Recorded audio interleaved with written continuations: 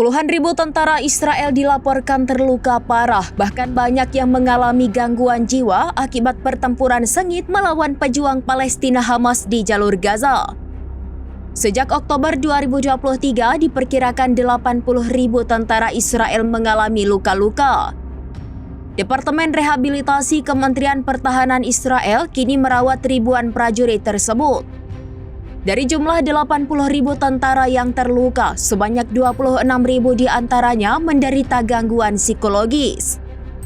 Laporan terbaru juga menunjukkan adanya peningkatan kasus bunuh diri di kalangan prajurit yang terluka.